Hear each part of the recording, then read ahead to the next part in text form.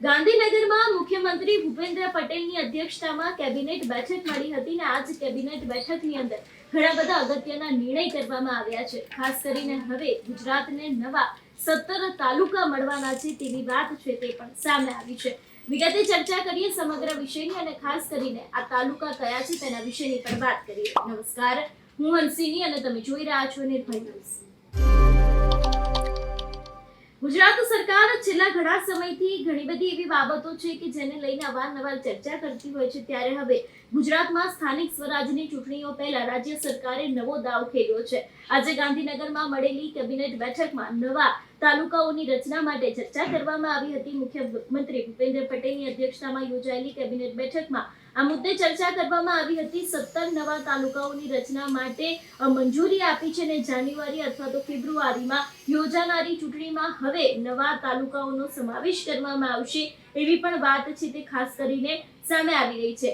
ખાસ કરીને જો વાત કરવામાં આવે તાલુકા વિશેની તો છેલ્લા ઘણા સમયથી આપણે જોતા આવ્યા છીએ કે જે પ્રમાણે તાલુકાઓની વાત ચાલી રહી છે, પરંતુ જ્યારે આજે હવે ગાંધીનગરની અંદર મુખ્યમંત્રી ભૂપેન્દ્ર પટેલની અધ્યક્ષતાની અંદર જે કેબિનેટ બેઠક મળી હતી એની જ અંદર નિર્ણય કરવામાં આવ્યો છે કે હવે ગુજરાતને 17 જેટલા નવા તાલુકા છે તે તાલુકા મળવાના છે। અને ખાસ કરીને જો વાત કરવામાં આવે ઋષિકેશ પટેલનું પણ આ વિષયને લઈને એક મોટું નિવેદન સામે આવ્યું છે। તેમના દ્વારા પણ કહેવામાં આવ્યું છે કે હવે રાજ્યના શાસનમાં ખાસ કરીને વહીવટી કેન્દ્રીયકરણથી લોકોને જિલ્લા તાલુકા કક્ષાની કચેરીઓ સાથેના કામકાજમાં સુગમતા રહે તેની સાથે નવું તાલુકા મથક નજીકમાં મળવાથી સામાજિક, આર્થિક, આરોગ્ય અને શૈક્ષણિક સહિતની જે સર્વગ્રાહી સુવિધા છે તેમાં પણ વધારો થાય, એટલા જ માટે થઈને ક્યાંક આ રચનાને મંજૂરી આપવામાં આવી છે એવી પણ વાત છે તે તેમના દ્વારા કહેવામાં આવી છે।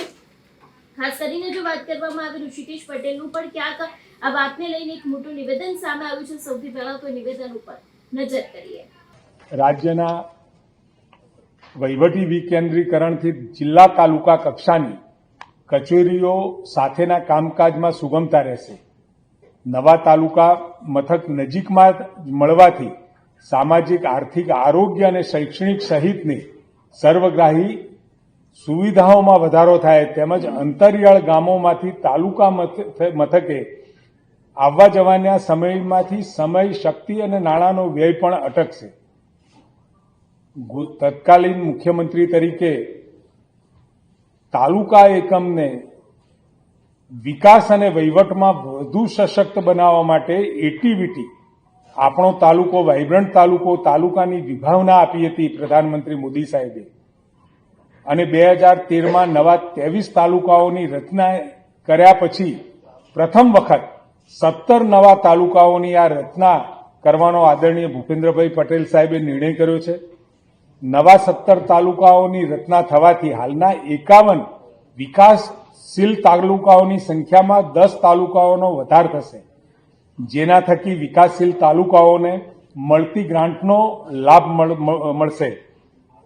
નવા તાલુકાઓની રચના અંગેનું વિધિવત જાહેરનામું આપણે ટૂંકમાં પ્રસિદ્ધ કરીશું। નવા જિલ્લા અને તાલુકાઓનું નવીન વહીવટી માળખું ઊભું કરવા સાથે વિવિધ વિકાસના કામો મળતી ગ્રાન્ટમાં પણ વધારો થશે।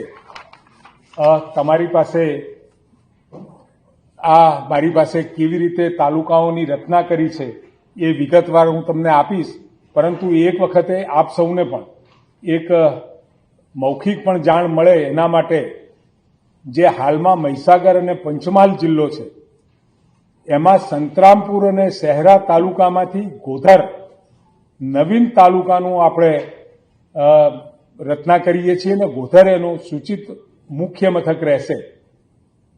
લુણાવાડામાં કોઠંબા નવી તાલુકા પંચાયતની રચના કરીએ છીએ અને કોઠંબા એનું મુખ્ય મથક રહેશે। નર્મદામાંથી ડેડિયાપાડા અને ડેડિયાપાડામાંથી ચિકદા નવીન તાલુકા પંચાયત અને એનું મુખ્ય સ્થળ ચિકદા રહેશે।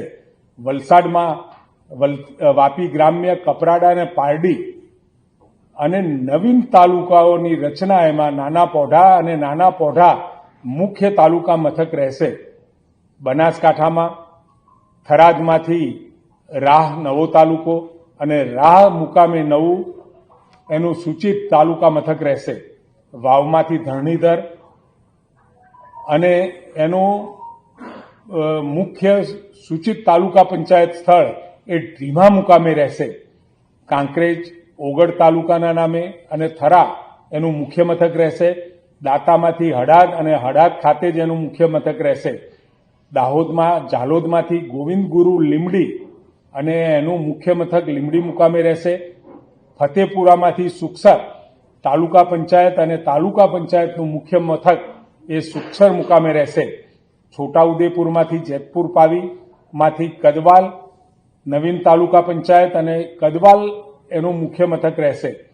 ખેડામાંથી કપડવંજ અને કઠલાલમાંથી ફાગવેલ તાલુકા પંચાયતની નવીન રચના કરવામાં આવી છે, જેમાંથી કાપડી વાવ ચીખલોડ મુકામે એનું મુખ્ય મથક રહેશે. અરવલ્લીમાંથી